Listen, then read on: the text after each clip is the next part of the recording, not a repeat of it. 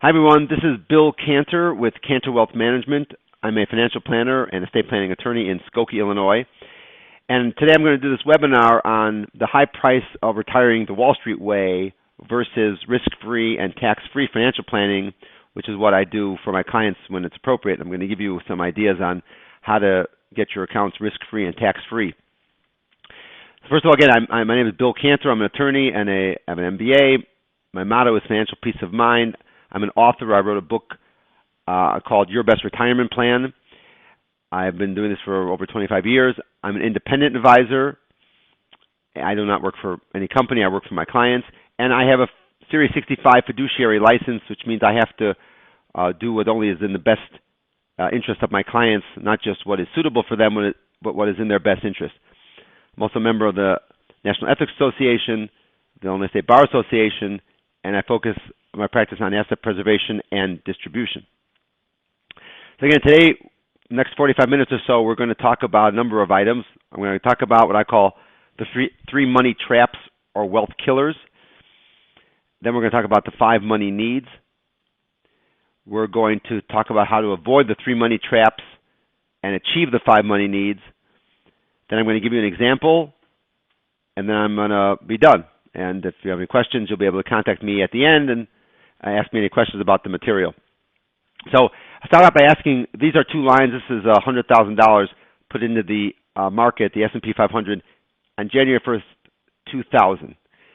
The question is, which line do you like better, the red or the green?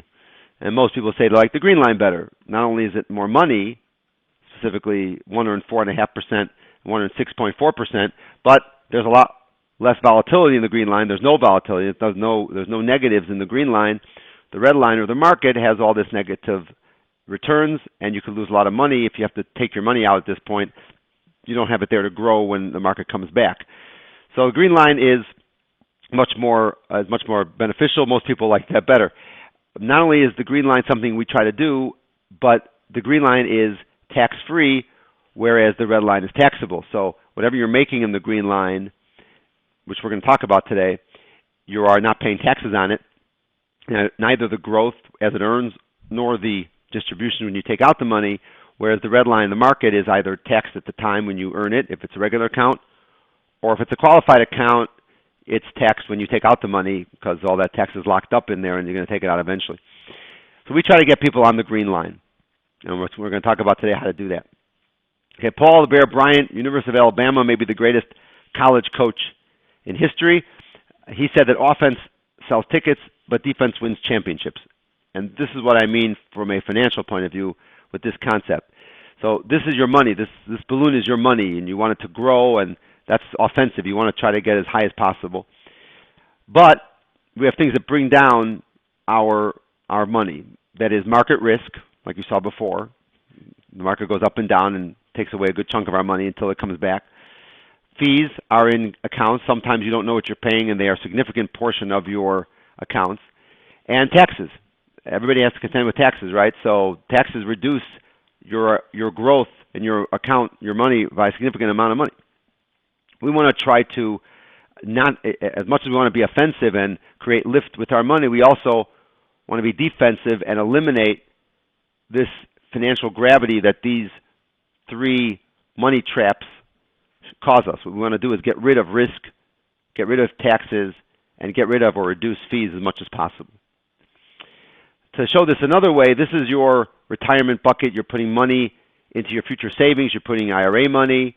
You're putting other earnings in your future savings to hope to take out money one day when you retire. But there are spigots in our account, right? There's taxes as a spigot, takes out money from your accounts. Market loss takes out money. And fees also take out money. And you also have healthcare costs. Later on, you might have healthcare costs, so you want to try to reduce these. So my question that I ask my clients is, if I could reduce or eliminate taxes from your accounts, and I can eliminate market loss from your accounts, and I can reduce fees to a very little bit, and even help you pay for healthcare costs, is that worth a conversation to try to do these things? Try to eliminate taxes, eliminate market loss, reduce fees, and pay health care. Money comes in 3 kinds. which do you prefer? Most people would say they prefer between taxable, tax-deferred, and tax-free. They would prefer tax-free. Money also comes in two types, risky and low or no risk. Most people would prefer low or no risk accounts. Therefore, the best money is tax-free and safe and secure, or low or no risk accounts. And that's what we do for our clients when appropriate, when possible. So the goals for your retirement money, I believe, is to eliminate market risk, eliminate taxes, reduce fees, earn a reasonable rate of return, and help pay for possible health care costs. Those are five good goals for your retirement money, and maybe also leave a legacy or provide for loved ones after you pass away. Those would be great things if you could achieve all those in your accounts, and I believe we can, and that's what we try to do. And if that's the case, is it worth a conversation if I can help you achieve all those, and I think I can. So let's talk about the first money trap, and that is market risk. Brings down your account significantly. So the question I ask is, if you lived by a volcano and you knew it was going to erupt every 6 to 8 years, would you stay there or would you move? And I think the answer is, of course you would move. You wouldn't stay in something that you knew was going to erupt, was going to cause devastation. So this is the S&P 500 from 1997 to 2013. Now we're up further than this now, but this was the 17 years between 97 and 2015. So you see, it's a huge, looks like a big M, right? It's huge up, huge down, huge up, huge down, huge up, and the assumption is going to come down again. The question is, could this happen in the years right before or during your retirement, where you build up a nice nest egg, you're about to retire, and then bam, you lose half your money? And what if it did happen to you? And I say here it happened to Fred the banker. So Fred the banker is a real, I wrote in my book called Your Best Retirement Plan, I wrote the story. Fred the banker is a real person. His name is not Fred, but he's a real banker. And he got into banking about 30 years. He was working for 30 years, and he wanted to retire in 2010 after like 30 years, he told me. But he built up a whole bunch of money in his 401k, and then 2008, 2009 happened. And he lost over half his money, and he can't retire. He took all his money out, put it into cash, and now he can't retire because he hasn't really ever made it back.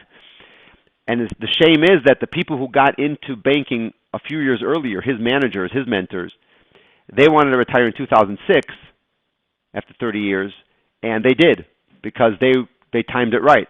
Well, you don't know when the crash is going to happen, but if this happens in your retirement, it's a very scary thing because you don't have your money there to grow again. You took the money out because you were drawing on it in your retirement. So we have to, especially as we're considering retirement money, we have to be safe, and we have to make sure not to lose money in the market like this can happen. And it's not just the last 17 years. Here we go back to the late 60s. You have every 6 to 8 years, you have a crash. Your 68 to 70 market lost 36%, 73 to 74, 48%. In 2000, we had two over 40, almost 50%, over 50% crashes. If you spend 20 to 25 years in retirement, you will have 3 to 5 major market corrections. So you want to avoid that, especially when you're drawing money out when it's happening. So market risk is something I think it's obvious we have to avoid. The second money trap is taxes. No one likes taxes, right? We know that Uncle Sam is our silent partner. And the reason I say silent partner is because his share of our money is completely up to him, meaning he will determine what the future tax rates are. And I think they're going up. This is IRS publication 590. It's the publication that governs IRAs. And I ask, what does IRA stand for? And most people say individual retirement account. But that's not true. IRAs stand for individual retirement arrangements. See, it's not an account at the bank, or a broker. That's what your bank or broker tells you. It's an account you have to have here. It's not. You can own gold in your own safe and have it in your IRA. It's an arrangement. It's an arrangement with the IRS that says you put money in, a certain amount will allow you. It grows tax deferred, but the part of the arrangement is we tell you how much you can put in, and we tell you when you can take out the money, not before 59.5 where there's a 10% penalty. Not at 70.5 you must take out your money, even if you don't want to. You have to take required minimum distributions. And worse, we are allowed to tell you down the road if we increase the tax rates, how much you're going to pay us back. It could be a 20%, it could be a 25%, it could be a 30%. That's part of the arrangement you're making with the IRS when you contribute money to an IRA or 401k. So I think taxes are going up. This is the top tax rates, a picture of the top tax rates since 1916, basically when taxes started. You see that the top marginal rate was up in the 90% for a while. We're now at the lower end of the spectrum at 39.6. Sorry, this is right. The average tax rate since 1913 has been 61%, right? And we are currently we have a ways to go up, right? Taxes are going up. There's certainly a lot of space for them to go up. We're almost historical lows in our tax rates. So I don't know what's going to happen with taxes, but I know that David Walker, who was the former Comptroller General of the United States and the head of the Accountability Office, he said that unless we begin to get our fiscal house in order, there's simply no other way to handle our ever-mounting debt burdens except by doubling taxes over time. So I don't know if taxes are going to double over time, but I think there's reasons for them to go up. And if they are going to go up, and you think they are, then does it make sense to defer into higher taxes? Should you put money away now and say, well, I'm going to put it away now, get a deduction, and in the future I'm going to pay more taxes? That doesn't make any sense.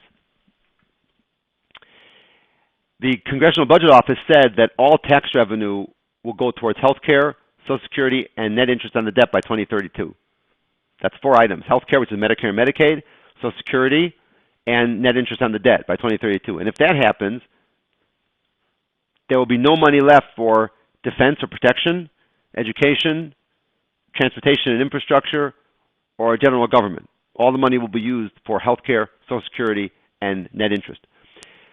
There'll be no other money left, which is impossible, so unless, of course, the government raises or creates new taxes, which they almost certainly have to do.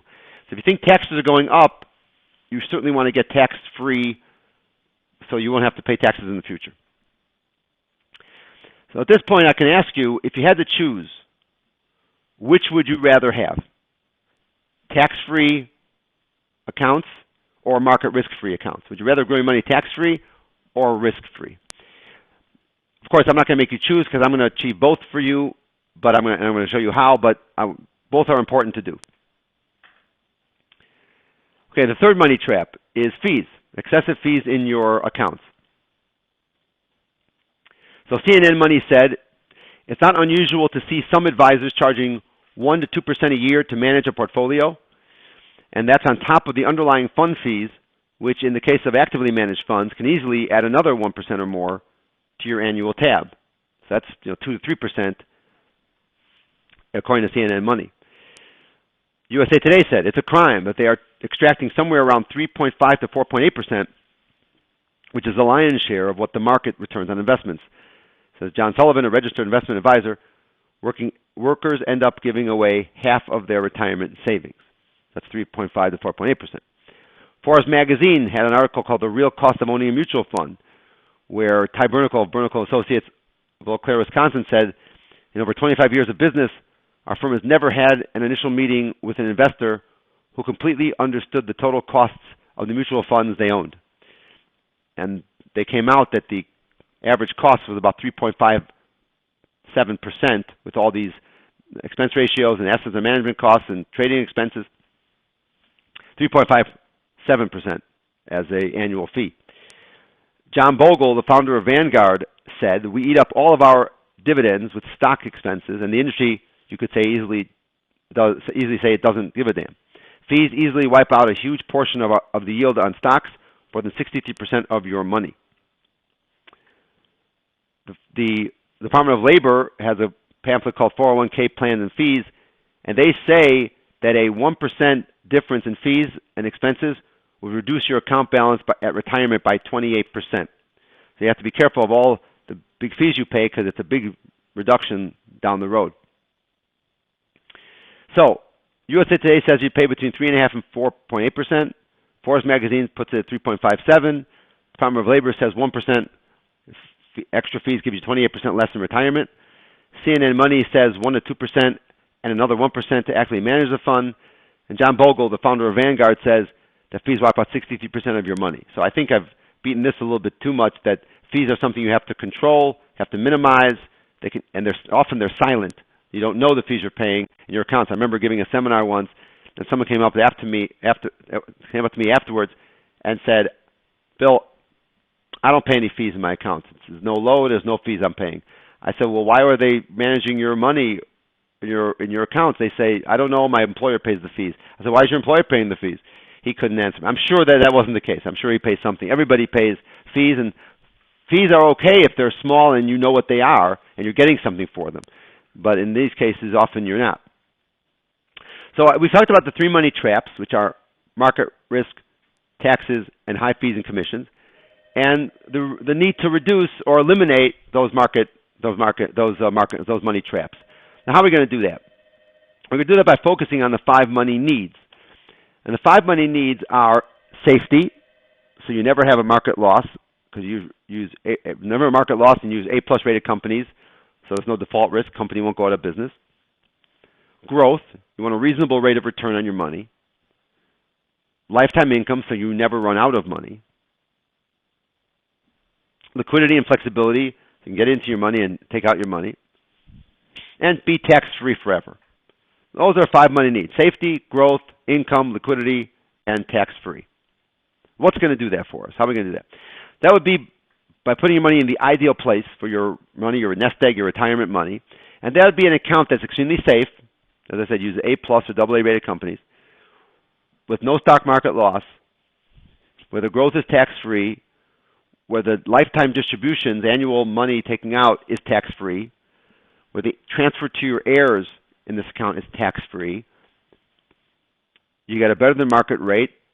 We're going to have a account with a 27-year average of 7.78%. The last 17 years it did 6.91%. Of course, historical results are no guarantee of future performance. Something that's creditor-proof by statute, so if they sue you, they can't get to your money. High contribution limits. You're not limited to $5,000 or $6,000 or $18,000 like typical qualified accounts. Money goes probate-free to your heirs. Even if you don't have a will or trust, the money will go directly to your heirs without any probate. No pre-59.5 withdrawal penalty. You don't need to keep your money in there. You can take it out when you want. No required distributions at age 70.5, like a IRA or 401k. And great liquidity in the account. Low cost and fees, as I'll go over with you. I'll show you what those are, but they're low. And when I say that there's a better than market rate, we're going to use an account with a 0% floor and a 13.5% cap. That means that the worst you'll do is 0, and the most you'll do is 13.5, depending on what the market does, but you'll never lose, and the most you'll get is 13.5, and I'll show you that the next slide. Also, something that can help pay for long-term health care.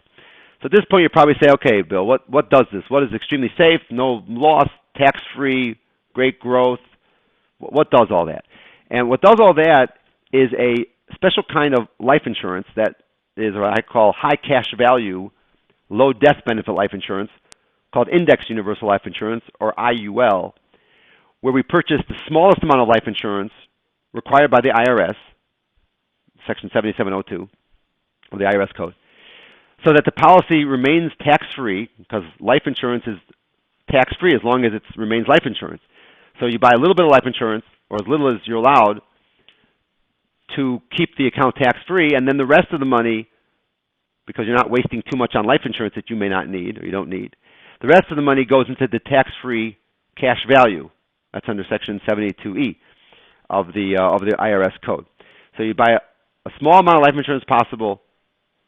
See, I said the smallest amount of life insurance required, and the rest of it goes to the cash value. The idea here is that this is not whole life. Not that there's anything wrong with whole life. Whole life is fine. Sell it. It's good when you need the death benefit and you want that. But when you want the cash value primarily, you don't need to buy more life insurance than you need. So that's what universal life is. You dial down or lessen the life insurance just to the IRS minimum, and then once it's life insurance and remains tax-free, the rest of the money goes into the cash value. That's what IUL, or Index Universal Life Insurance, is. This is how it would work in terms of the crediting. We're going to take this from 1990 to 2016. using a zero floor and a 13.5% cap. Some companies have a 13.5% cap. Some caps are 13, some are 12.5. There's one company with a 11.25 cap, but the floor is 1%. So every year you'll get at least 1%, but in the high end you'll only get 11.25. And these rates change slightly over the years, but they don't change significantly, or they haven't changed significantly. So let's say it was 1990, and from January 1st to December 31st, you bought a policy on January 1st. The market went down 6.5% from January to December, and so you would get credit to your account 0 because the worst you do is 0 if the market goes down. Next year, the market went up 26%, so you would get credited to your account 13.5. The next year, the market went up 4.46, so you get 4.46. You get whatever the market returns credited to your account up to 13.5. And you see how that's how it works the rest of the time. For example, in 2000, 2001, 2002, the market had these 3 losses. You got 0 credited to your account because the worst you can earn is 0%. In 2008, when the market went down 38%, you got a 0. But in these years, in 95 to 99, when the market went up and up and up, you got 13.5 because you get 13.5 every year. The market goes up, you get up to 13.5. So you see that these 27 years, the average would have been 7.78%. If you add up those 27 years and you divide by 27, and you never have a loss, so it's a true average, you have 7.78%. Even the last 17 years since 2000, when you had 4 major losses, it still has averaged 6.91%. And remember, this account is tax-free with no risk of market loss because the worst you'll do is 0. So it's a great way to keep your money tax-free and also get a very reasonable, very good rate of return. Of course, these are historical rates, not guaranteed. Now, we saw this before, and this is how these lines, this is what indexing is. Indexing means that when the market goes up, see, you'll never get less than 0. So these 3 years here at the beginning are all zeros. These years when the market went down, the green line was 0. This over here, market was going down, is 0. The worst you're going to do is a 0 credit, which means that whatever gain you had or amount you have in your account the year before, that's the worst you can do. You can never go negative from that number. Gains are locked in, and your account can never go lower with an indexing account. This is a graph of that concept. Remember this. This is the S&P with dividends reinvested. It's 4.5%. If dividends were not reinvested, it would be more like 2%. Versus the 6.4% indexing account, which is tax-free, whereas the taxable account, or the S&P account, which is very volatile, is taxable. This is another picture of the same idea. I call this lock and reset. That is, every time you make a gain in your account, it's locked in. You can never go lower than there, and then you can only go up from there while the market is crashing.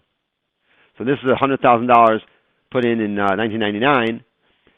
Until 2011, your IUL, or tax-free account, this blue line, is $220,000 tax-free. Your S&P 500 is not with dividends reinvested, but your S&P 500 would have been $102,000, which is taxable. Of course, which would you rather have? And I assume you'd rather have the tax-free account, the IUL. Many of you may not have heard of IUL before, so I put this information here. It says, for all of 2016, IUL sales topped $1.97 billion, an all-time high for the product.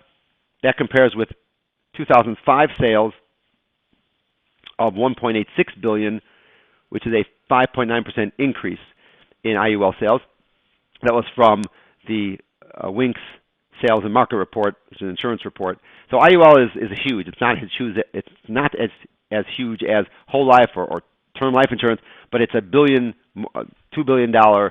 year industry-wide product. So it's been around for about 20 years, and it's doing very well. So let me give you an example of Lynn, based on a true story.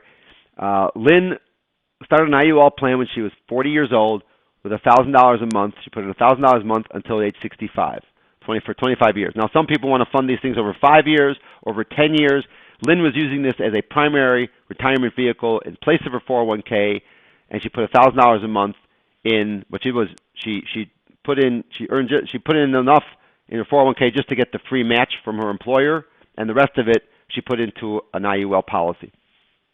So she's going to pay in for 25 years, $12,000 a year, $300,000.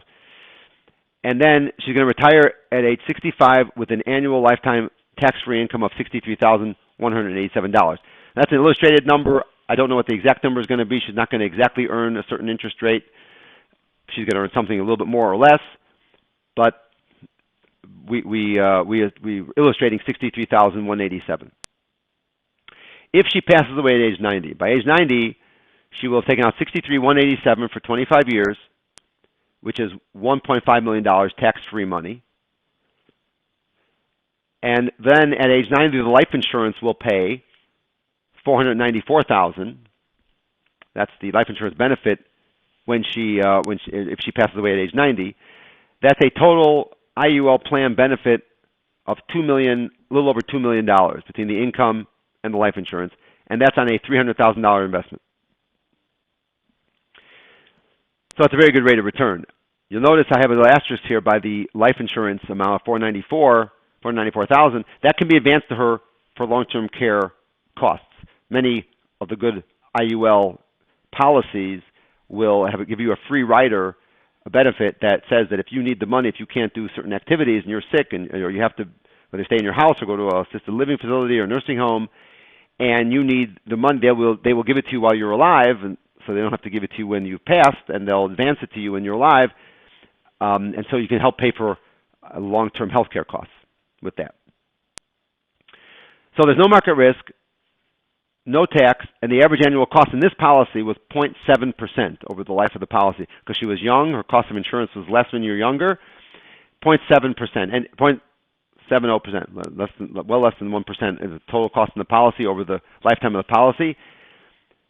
And not only that, but we could have gotten the cost to be even less, to be less than 0.5%, 0.49% we could have, had we given her, she was young, so she wanted more insurance up front when she had children at home.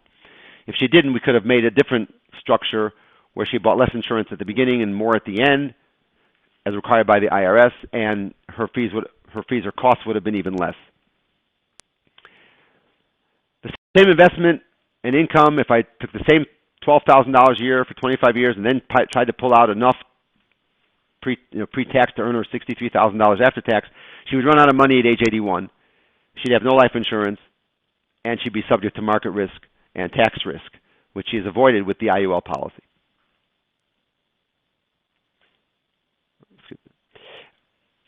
Well, what are the costs in an IUL policy?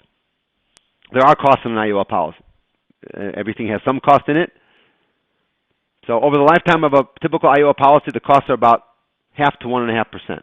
If they're more up front, they're well more than 1.5% up front, because they're buying insurance on you up front. As you build up cash in the policy, those costs go down significantly. So over the lifetime of a policy, somewhere between 0.5 and 1.5%. Again, this is of a universal life policy where you can lower the death benefit. A typical policy, the fees are bigger, the whole life, fees are bigger than that because the life insurance is more and you don't have a say in the life insurance. For your premium dollars, you're buying a certain amount of life insurance. With whole life, with index universal life or the universal life, you can buy less. That's the idea.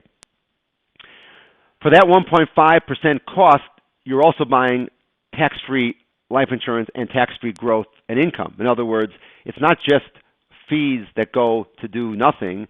They're buying a tax-free account. How much is it worth to have your account tax-free? If you call me up as an investment advisor, which I do, we have managed money, and you say, I want the tax-free account, I can't just give that to you. It has to be a qualified account, certain limits, what you can put in, when you can take it out, etc. Not only that, but how much would you be willing to pay for someone to eliminate your taxes and your market risk? 1.5% is a reasonable fee for that. A stock market loss of 25% is a pretty big fee. Wouldn't you agree? If your money goes down 25% in the market just cost you a huge fee. And IUL costs are set out in a schedule. Ask your broker to give you a listing of all the account fees for the next 40 years. We do that with an IUL policy. So not only are you getting a tax-free account, you're getting life insurance for that, which protects your family and helps you leave a legacy. So it's not. I don't say this is a fee as much as a cost. There's a cost for the life insurance. There's a cost to have an account be tax-free, and a cost for no market risk, but it's not just a fee that goes to do nothing. So there are costs, but they're low over the cost of the term of the policy. Now there are two drawbacks to an IUL policy. One is it's not a short-term vehicle. There are mortality costs with the life insurance, which are much higher at the beginning, so it's not to be considered something I put in money and 2-3 years later I'm taking out the money. Usually you have to have it in there for 8 to 10 years for the policy to really be something that's competitive with what else you could do out there. Okay, so it's a bit of a longer term investment. You should know that. The other thing is you have to fund the plan, or if you don't, lower the death benefit. You have to be able to lower the death benefit. What I mean by that is when you sit down and we're going to do an IUL policy, and you say I'm going to put in a certain amount. It's going to be $10,000 a year for 5 years, or $1,000 a month, for 25 years, or whatever it's going to be, or $100,000 a month for 5 years, a year for 5 years, or $1,000 a year for 5 years, whatever it's going to be. That's a plan you have to stick with, or pretty much, because they're taking out the insurance charges on you. And if you can't fund your plan, if after a couple of years you say, I can't pay this in anymore, then you can go to the insurance company and for no cost, you can lower the death benefit. So instead of buying $1 million life insurance, you now say, I only want $500,000 or $200,000, whatever level you can lower it to. And that will cut your insurance costs down so you can maintain the policy at just about the same level, or you can certainly maintain the policy, it won't lapse. So you have to, if you're not going to follow the plan, then you have to lower the death benefit. So that's something you have to have a plan. Similar to any account that you just leave alone, it will eventually, the fees will eat up or erode a certain amount. You have to stop funding it. You would want to stop, if you have to stop funding it, you want to lower the costs, which you can do. Okay, so we've talked about the 3 money traps or wealth killers, which are market risk, taxes, and high fees or commissions.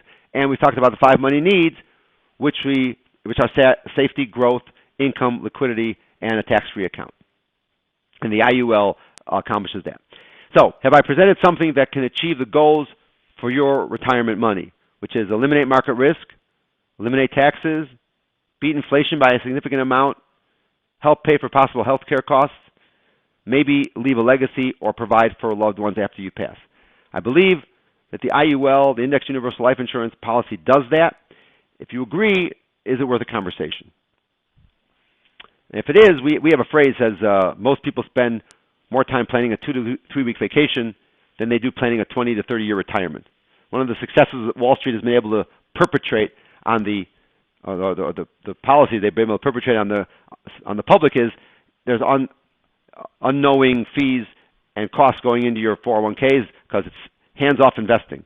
The money just goes from your account to your broker, and you don't know what you're paying, and you take all the market risk. That's hands-off retirement. You're not planning your retirement. It's just there. But a 2 to 3 week vacation, you spend a lot of time planning. So we have a solution. The solution is, give me a call. If this resonates with you, you think that you want to not have the high price of retiring the Wall Street way, and you'd rather retire or avail yourself of risk-free and tax-free financial planning, please give me a call. Again, Bill Cantor, 847-674-6470. Or you can go to my website, www.cantorwm.com, or iwantretireTaxFree.com. You can also get a free copy of my book, which is called Your Best Retirement Plan, by going to www.yourbestretirementplan.com. Thank you very much. Hope to speak to you soon.